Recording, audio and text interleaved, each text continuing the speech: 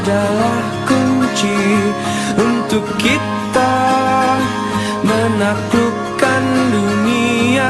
Berlarilah tanpa lelah sampai engkau meraihnya. Laskar pelangi takkan terikat waktu. Bebaskan mimpimu di angkasa, warnai bintang di jiwa.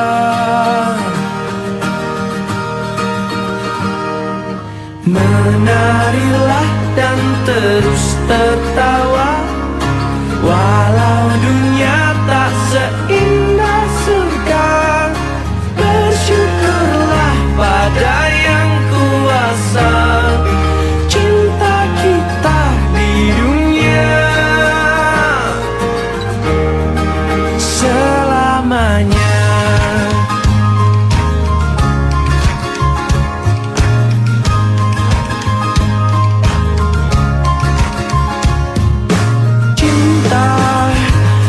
Pada hidup memberikan senyuman abadi, walau hidup kadang tak adil, tapi cinta lengkapi kita.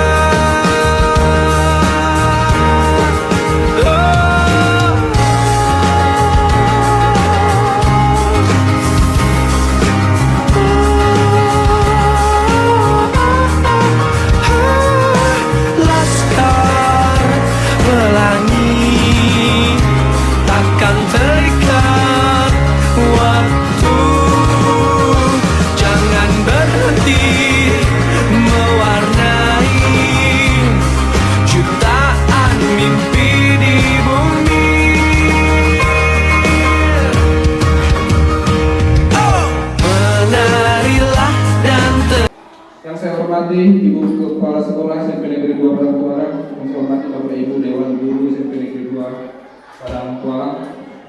Selamat pagi, selamat bahagia untuk kita semuanya. Pada kesempatan yang baik ini kita akan mendengarkan aksi nyata modul 14 tentang budaya positif yang akan dibawakan oleh salah satu guru penggerak angkatan 7 SMP Negeri 2 Padangtualang, Kabupaten Langkat, yaitu Ibu Aini. Untuk membuka seminar budaya positif ini, saya berikan kesempatan kepada Ibu Ibe untuk selaku wakil kepala sekolah untuk memberikan kata sambutan. Terima kasih pada kesempatan ini. Selamat siang semua. Pada kesempatan ini, marilah sama-sama kita mendengarkan paparan dari calon guru penggerak, yaitu Bu Nurani SPD, guru SMP Negeri 2 Padangtualang, yang akan mengkolaborasikan aksi nyata pada modul 14 yang berjudul budaya positif.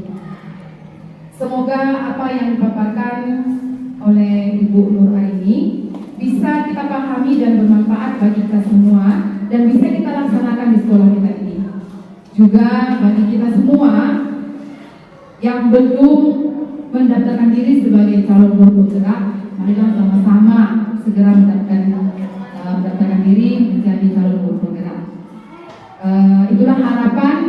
Semoga apa yang dipaparkan oleh Bu Nur Aini bisa kita laksanakan dengan baik. Kepada Bu Nur Aini, kami persilakan.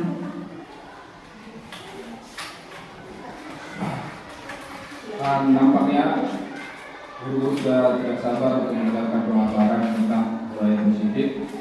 Kami silakan kepada Ibu Aini untuk memaparkan materi tentang budaya positif.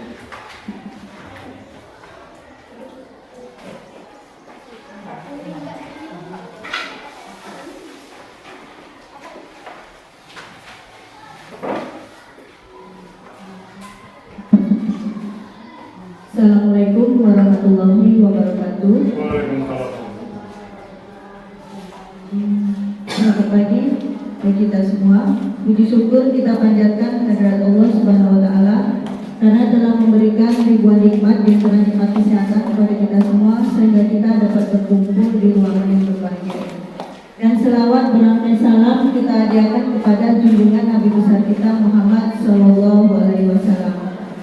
Baiklah Ibu, sebelumnya saya ucapkan terima kasih kepada bapak-bapak dan ibu-ibu karena sudah meluangkan waktunya untuk berada di ruangan ini guna mendengarkan pemaparan dari aksi nyata saya pada modul 1.4 yang berjudul tentang budaya positif, yang mana ini adalah tagihan tugas dari kegiatan calon guru penggerak angkatan ke-7 untuk wilayah Kabupaten Langkat.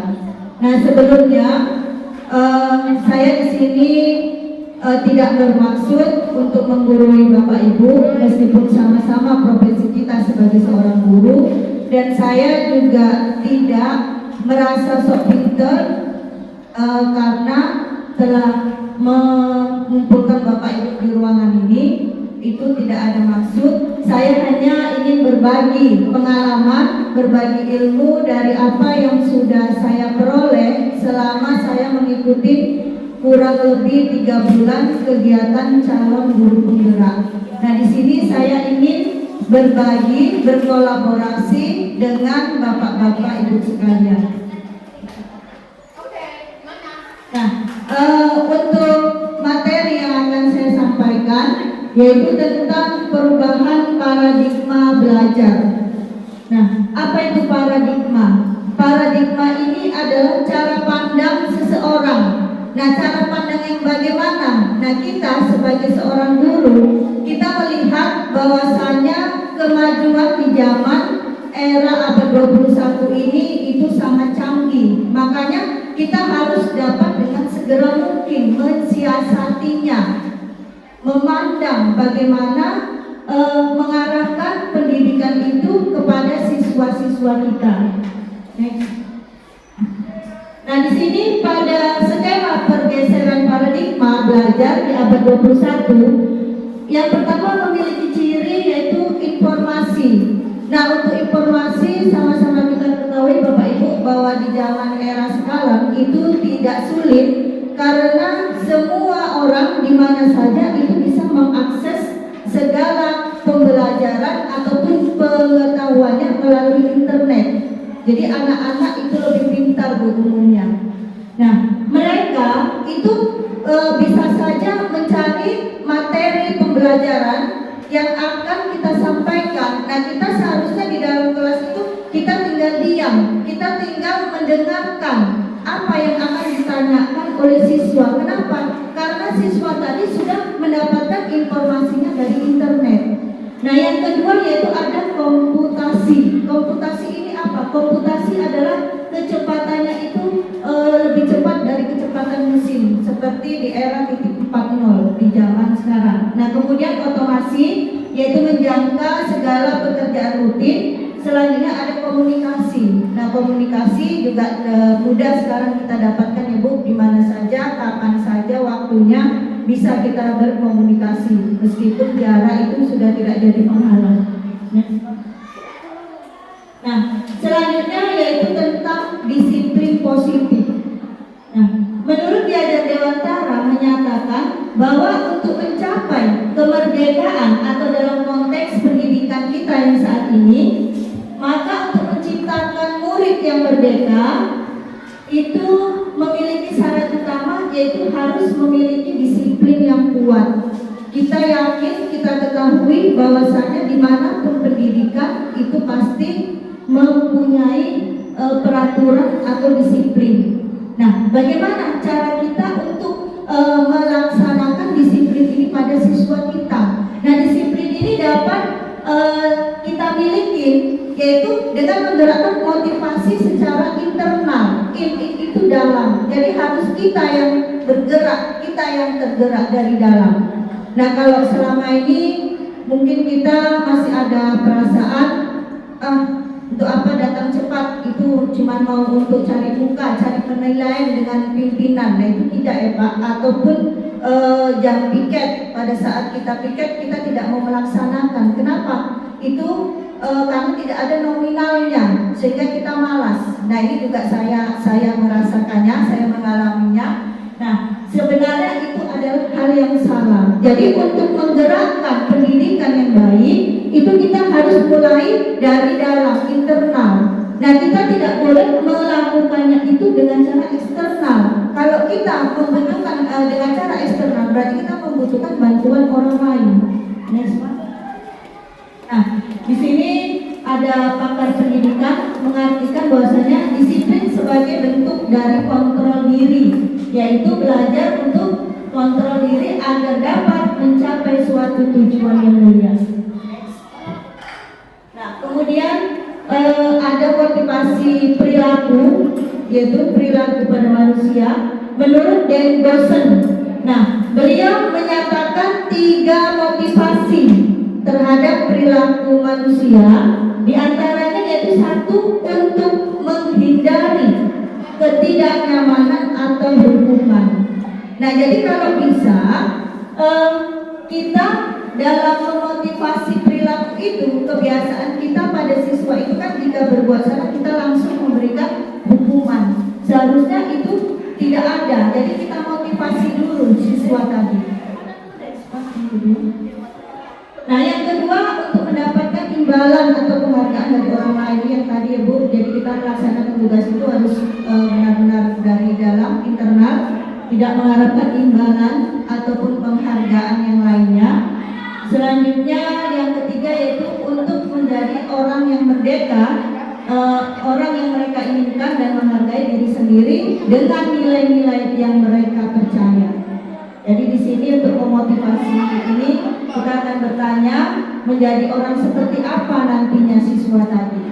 Jadi harus kita motivasi nilai-nilai tadi.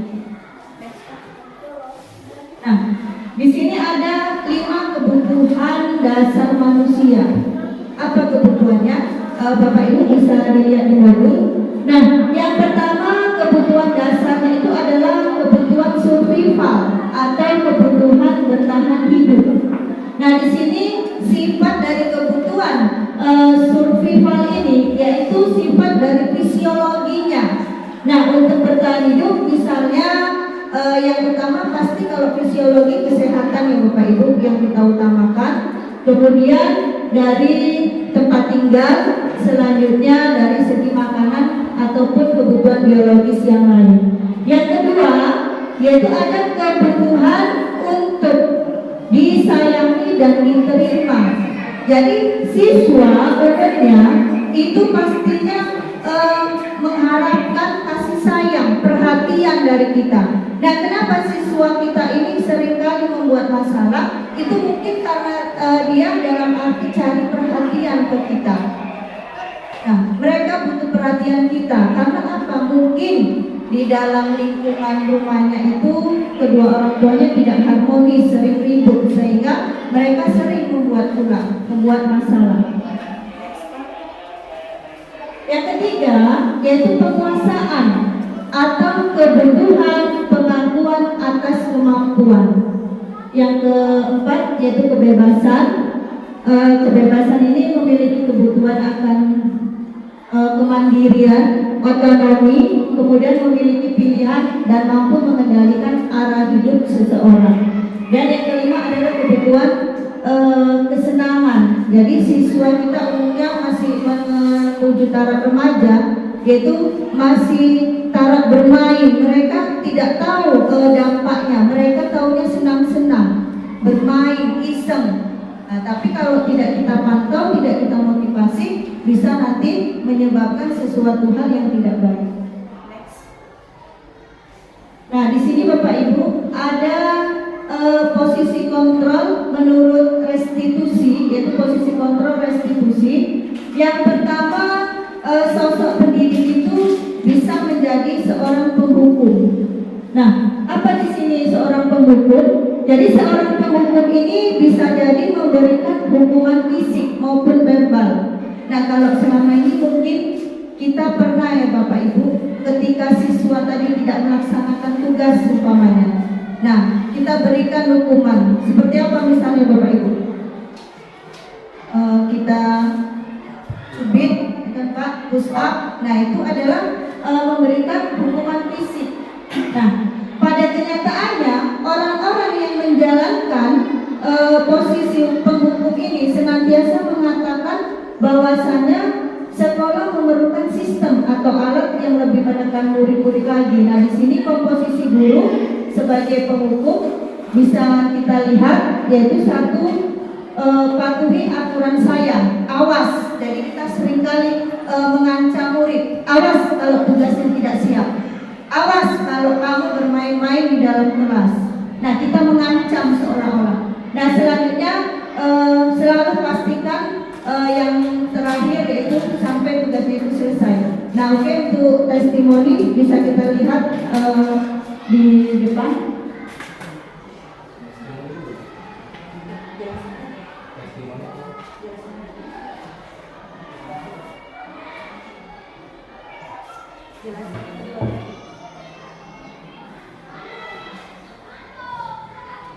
Next.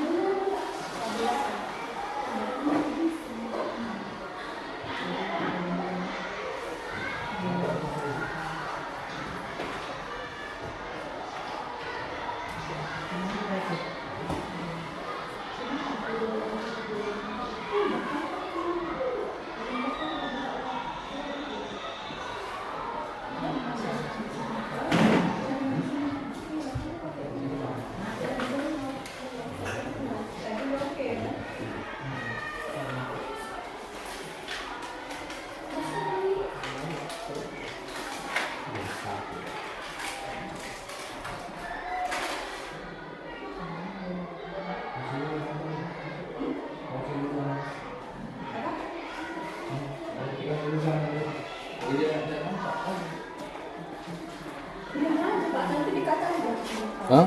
Enggak, maksud bisa di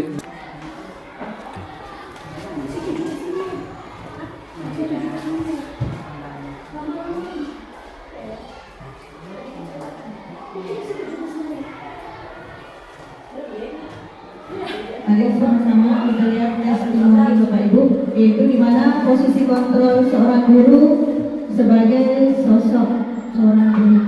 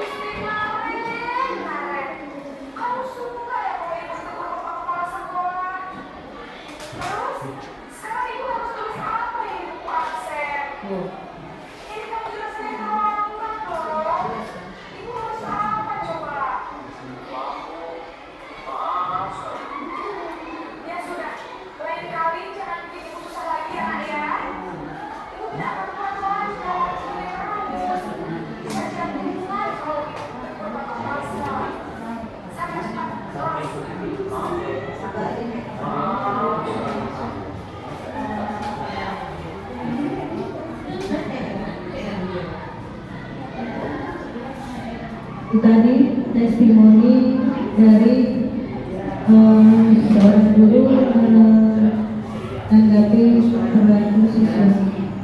Selanjutnya ke materi, yaitu posisi kontrol yang kedua, membuat merasa bersalah.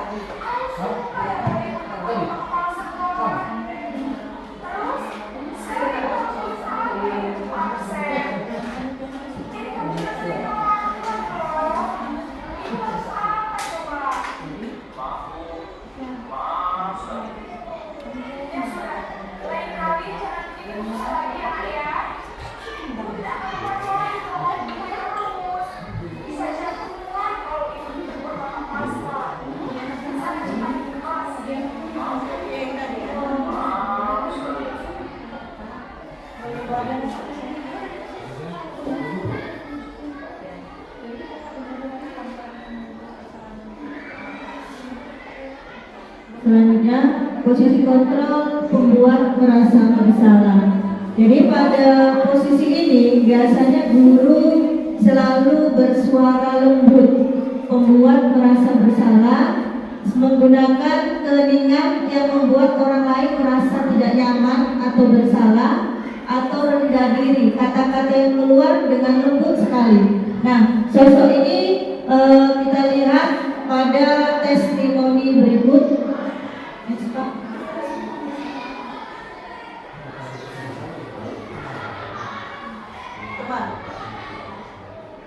Nah, yang ketiga yaitu sebagai teman. Jadi kita bisa membuat murid itu dalam posisi sebagai sosok seorang teman dalam menyikapi suatu kesalahan. Misalnya kita selalu akan berupaya mengontrol murid melalui persuasi, di mana posisi teman ini pada guru bisa negatif ataupun bisa dalam bentuk positif. Kalau yang positif itu berupa hubungan baik yang terjalin antara siswa dengan guru, kemudian seperti kita humor atau mengerti guyonan kita lakukan kepada siswa sebelum kita memberikan suatu penilaian pada 5 posisi kontrol.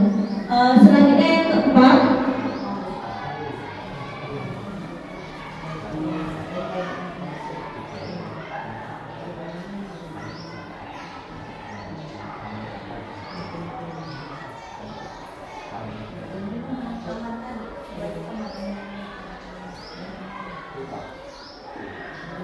berikut testimoninya Pak.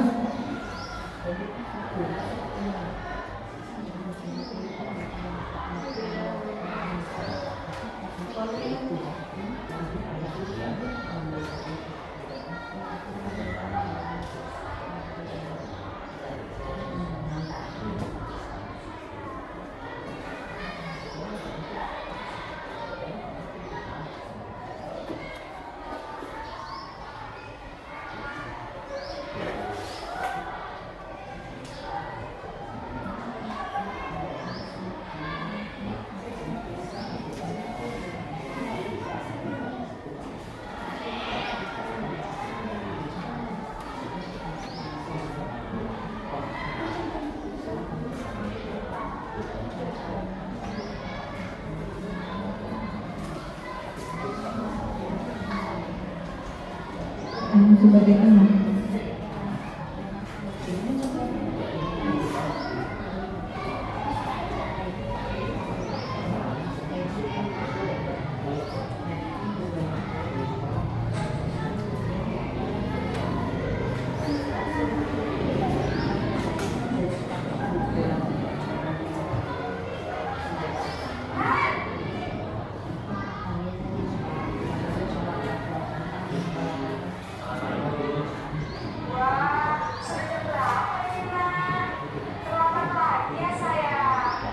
Nah ini bahasa di mana posisi kita sebagai teman nih Bapak Ibu dengan bahasa lembut dan berencana pada siswa.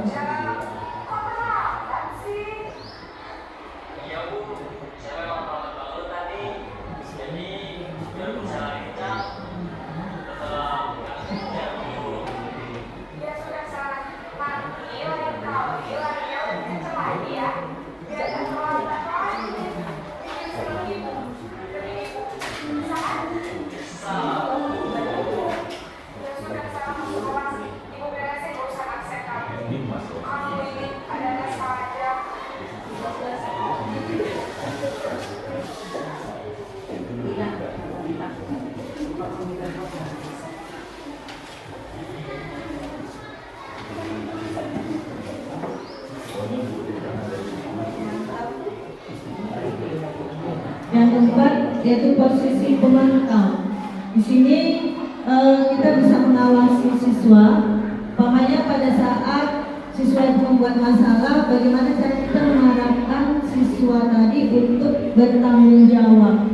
Nah, kita ingatkan peraturan sekolah apa yang sudah ada di sini. Jadi kita pantau sikap-sikap siswa yang melakukan pelanggaran dengan testimoni sebagai berikut.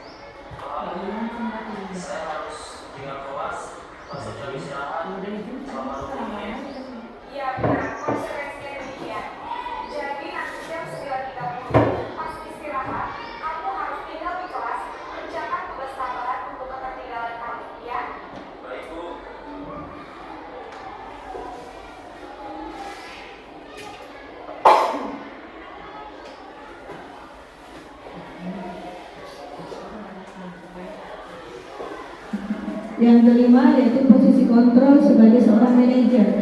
Nah di sini posisi yang terakhir yaitu seorang manajer. Posisi ini di mana guru berbuat sesuatu bersama dengan murid, mempersilahkan murid untuk bertanggung jawab, mempertanggungjawabkan perilakunya. Jadi pada posisi ini ya Bu, seharusnya seorang guru memegang peran karena kapan lagi kita menduduki jabatan sebagai seorang manajer ya Bu. Jadi kita yang menentukan sendiri di instansi pendidikan kita.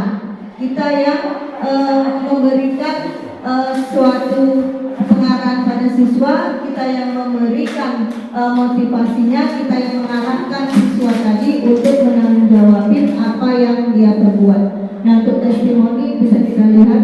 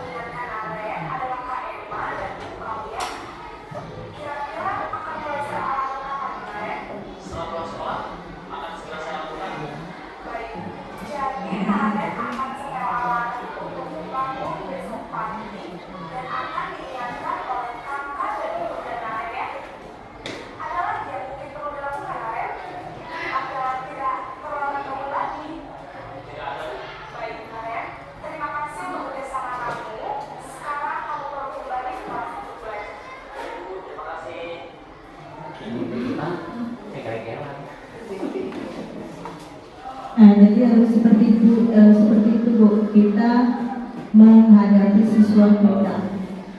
Jadi dengan posisi manajer.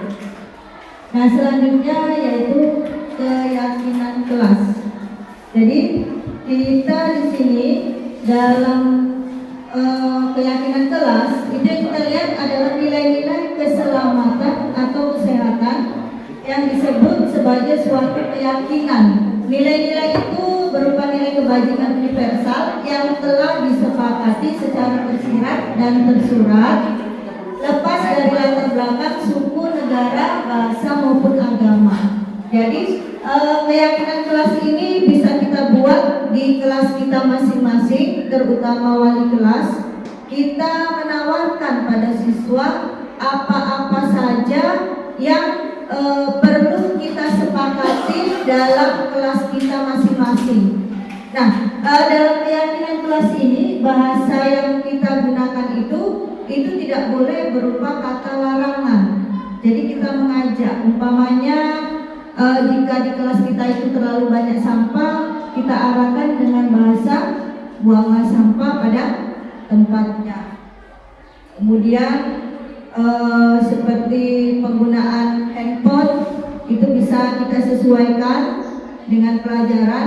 Kita suruh siswa itu tadi membuatnya, kemudian nanti kita pilih beberapa poin yang kita buat di dalam peraturan ataupun keyakinan kelas kita. Jadi ketika siswa tadi melanggar, maka kita tinggal menanyakan pada siswa, apa yang sudah kamu buat, apa yang sudah kamu langgar di kelas kita ini. Nah, kalau kita sudah sepakat di dalam kelas itu, pastinya nanti kelas kita akan menjadi nyaman, mereka melaksanakan pembelajaran juga akan senang atau memiliki ketertarikan khusus. Nah, pembentukan keyakinan kelas ini umpamanya seperti tadi dituliskan sesuai dengan bahasa-bahasa yang disepakati, kemudian bisa diterima oleh warga kelas tadi atau siswa-siswa yang ada di kelas kita. Next. Nah, contoh dari keyakinan kelas, umpamanya keyakinan kelas yang pertama. Nah, di sini setiap anggota kelas itu perlu belajar. Kemudian yang kedua, anggota kelas itu pastinya perlu senang. Anggota kelas juga perlu melakukan tugas, dan setiap anggota kelas perlu saling menghargai.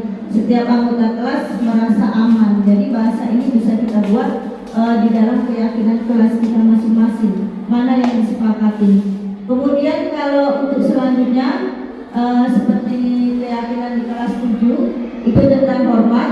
Di sini umpamanya kami meyakini bahwa sangat penting untuk menghormati semua orang dan barang milik orang lain. Umpamanya kalau di kelas itu tadi sering bilang pulpen ataupun buku, ini bisa kita buat dalam keyakinan kelas. Yang kedua, dengan teknik bekerja, umpamanya kami meyakini bahwa sangat penting mengerjakan segala pekerjaan ataupun mengikuti kegiatan yang telah ditugaskan. Kemudian yang ketiga, diterima dan dimiliki. Kami meyakini bahwa sangat penting untuk merasa diterima pada suatu kelompok dan saling peduli satu sama lain. Ini kan kita ada mungkin dalam satu kelas itu siswa yang selalu merasa sendiri kan Bu, merasa dikucilkan atau tidak diterima dengan kelompok teman-temannya. Jadi bagaimana cara kita mensiasatinya? Nah, di sini ada segitiga restitusi, di mana segitiga restitusi ini yang pertama yang harus kita lakukan yaitu bagaimana cara kita menstabilkan identitas. Jadi kita stabilkan dulu identitas yang ada di kelas, kemudian menanyakan keyakinan seperti tadi cara kita membuat keyakinan kelas, dan validasi tindakan yang salah. Umpamanya seperti keyakinan kelas apa yang telah kita sepakati di kelas. Nah, ini kita tanyakan pada siswa. Kemudian kamu ingin menjadi orang seperti apa? Nah, kamu bukan satu-satunya yang pernah melakukan ini. Setiap orang pasti pernah melakukan kesalahan. Jadi kita memang betul-betul memahami karakter siswa. Jadi kita tidak boleh lagi langsung mengambil tindakan mendukung siswa. Kemudian adakah cara yang lebih efektif untuk mendapatkan apa yang kamu butuhkan? Ya, kita tanyakan, kenapa kamu komen pada siswa yang sering cabut? Kenapa kamu cabut? Apa yang membuat kamu tidak mau mengikuti pelajaran di kelas? Nah, jadi kita harus tahu, kita tanyakan pada dia apa maunya. Kemudian kamu tentu punya alasan mengapa melakukan itu. Jadi alasan yang kita buat baru kita mencari solusinya. Apa yang harus kita perbaiki agar siswa ini tadi tidak melakukan kesalahannya lagi. Selanjutnya menstabilkan identitas tadi. Seperti bagian dasarnya dari segitiga restitusi ini, yaitu bertujuan untuk mengubah identitas anak dari orang yang gagal karena melakukan kesalahan menjadi orang yang sukses. Jadi pastinya kita mengharapkan anak didik kita itu nantinya dapat berguna bagi agama, nusa dan bangsa, ya Bapak Ibu. Kita pastinya menginginkan para peserta didik kita ini bisa berhasil dalam karirnya. Yang kedua, validasi tindakan yang salah. Ini setiap tindakan kita lakukan dengan suatu tujuan, pastinya memenuhi kebutuhan dasar, bisa dipelajari nanti di modul. Yang ketiga, menanyakan keyakinan. Jadi teori-teorinya itu bisa kita tanyakan cara membuat keyakinan kelas, di mana teori kontrol ini menyatakan bahwa kita pada dasarnya termotivasi secara internal seperti tadi dari dalam. Ketika identitas sukses tadi telah tercapai, maka langkah satu kita sudah berhasil, kita akan menuju ke langkah yang kedua. Selanjutnya anak akan siap untuk dihubungkan dengan nilai-nilai yang dia percayai dan berpindah menjadi orang yang dia inginkan. Jadi anak tadi jangan terus dia selalu berbuat salah, kita selalu memberikan hukuman, kita selalu memarahinya atau kita biarkan, kita cuekin. Nah itu nantinya bisa berakibat fatal bagi dia. Sudahlah dia di keluarganya mungkin kurang perhatian orang tua, di sini tambah lagi kita cuekin, tambah lagi kita biarkan. Tidak pernah kita mau tahu, tidak pernah kita mau tanya. Kita tahunya kalau tugas tidak siap langsung kita hukum secara fisik, tanpa kita mau mendengarkan apa alasan dari siswa tadi.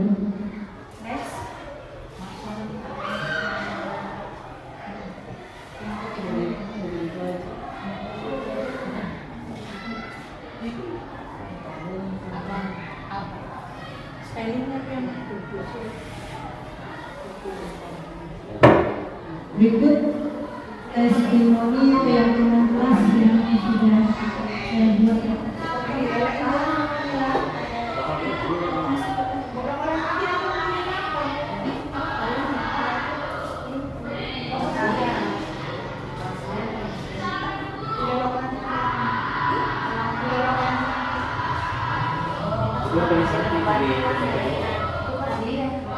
Ini testimoni saya pada siswa ketika kami membuat kesepakatan kelas di kelas 84.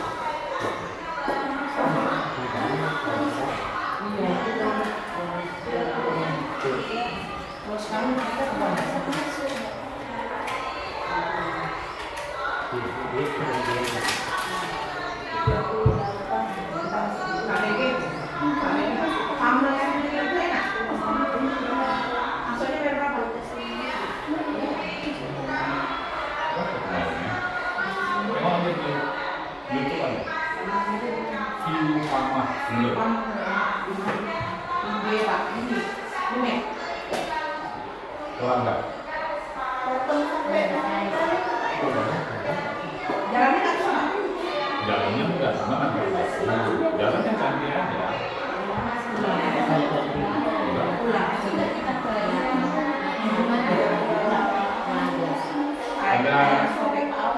Ada kolam alami, air biasa. Ada 2 kolam. Tapinya ada bukan sama tanah.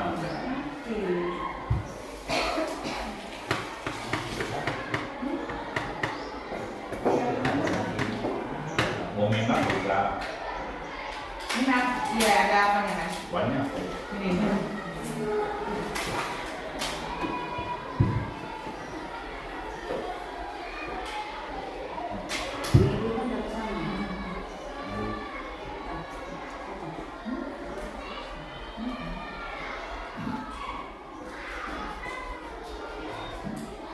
Kan bisa mandi ya Pak? Bisa enggak? Tapi dingin. Iya.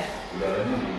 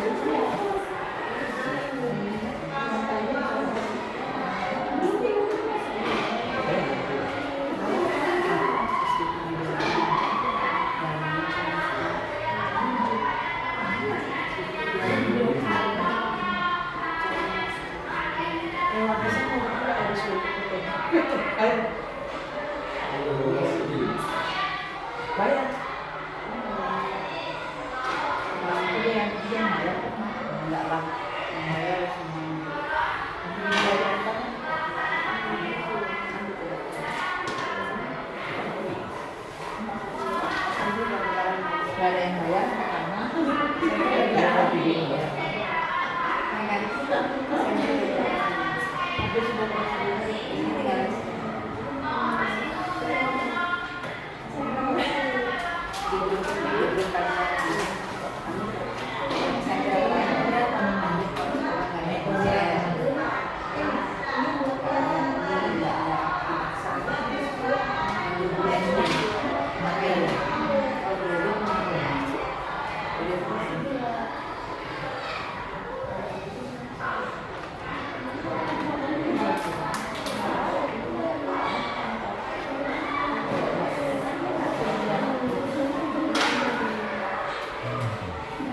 Nah, di sini kita menyuruh siswa memilih apa yang sudah mereka sepakati tadi. Nah, selanjutnya kita ambil saja 6 poin ataupun 4 yang biasa yang sudah dipahami dan dilaksanakan di kelas. Jadi tidak perlu banyak, meskipun kita meminta pendapat siswa itu sebanyak jumlah siswa di kelas, tapi yang kita munculkan untuk keyakinan kelasnya itu hanya beberapa saja, 6. Nah, nantinya ini yang akan kita buat dan kita tempelkan di mading. Jadi di mana siswa nanti apabila melakukan pelanggaran, kita tinggal menanyakan pada siswa keyakinan kelas yang mana yang sudah mereka langgar.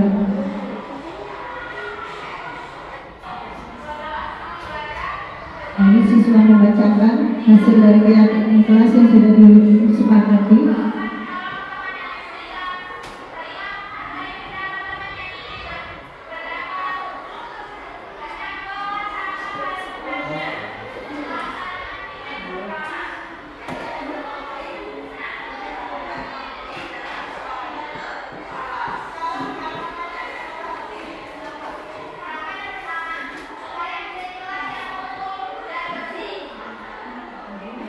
Selain keyakinan, kita juga bisa menawarkan pada siswa harapan kelas yang bisa mereka impikan seperti apa. Nah, kita buat juga, kita sepakati.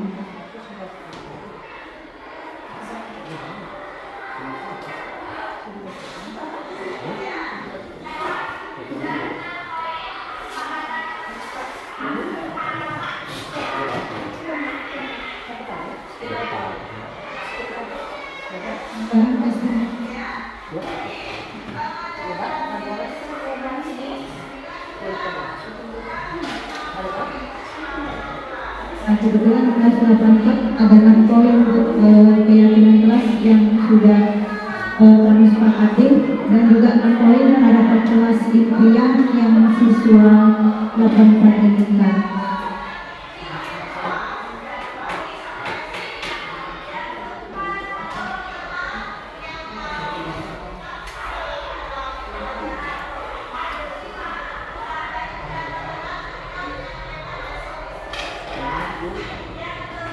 Bu, masuk.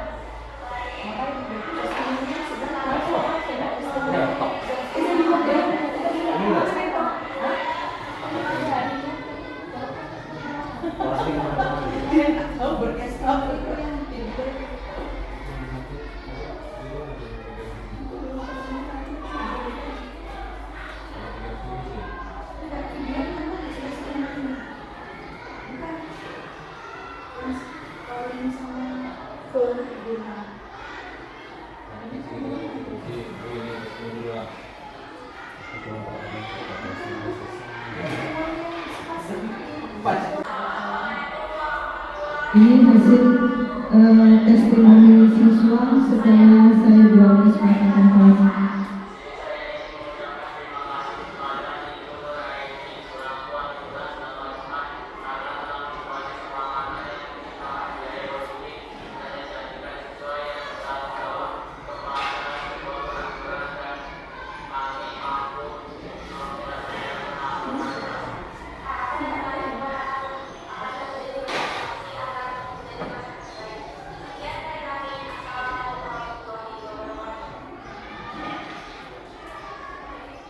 Selanjutnya, testimoni tentang segitiga restitusi.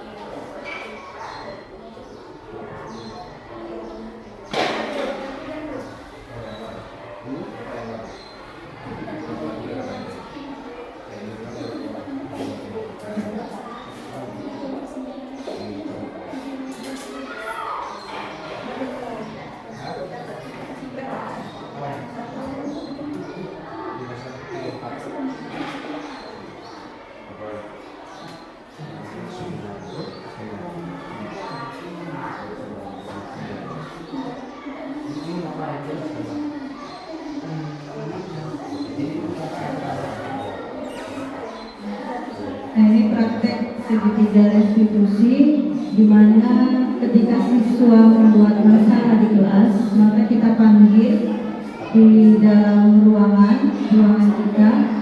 Nah, kalau bisa menyelesaikan masalah itu jangan di depan umum, karena itu bisa membuat siswa menjadi malu ataupun marah. Nah, kita panggil, kita ajak bicara.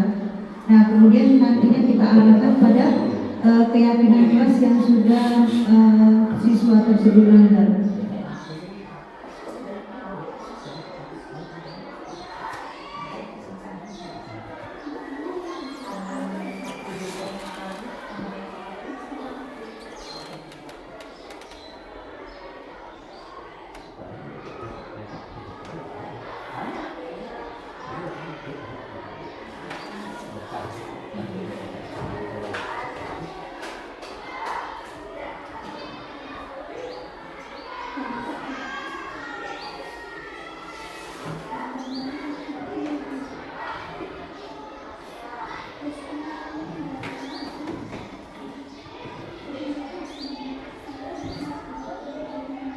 Setelah kita menanyakan pada siswa, maka kita akan mendengarkan testimoni dari siswa tadi.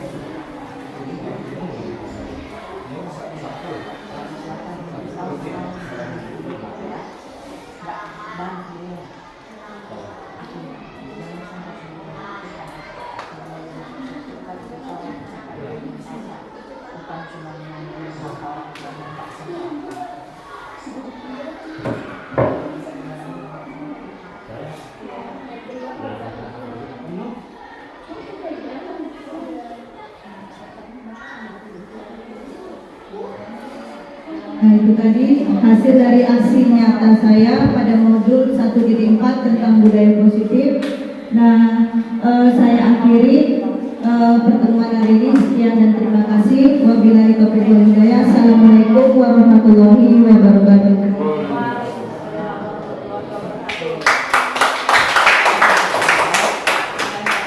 Terima kasih saya sampaikan, nama saya Juliana Devinti, saya salah satu guru dari SMP Negeri 2 Padang Kualang.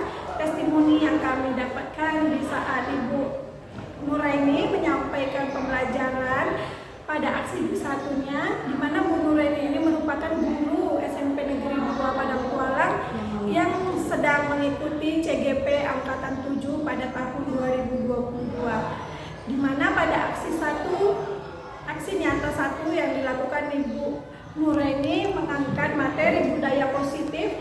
Di sini kami sebagai guru sangat terinspirasi, di mana Ibu Nuraini menyampaikan kita sebagai guru harus menjadi guru yang berperilaku seperti manajer. Kita harus dapat membimbing siswa kita dan memberikan siswa pengarahan serta membuat siswa kita menjadi lebih bertanggung jawab pada perilakunya. Sekian dari saya, terima kasih.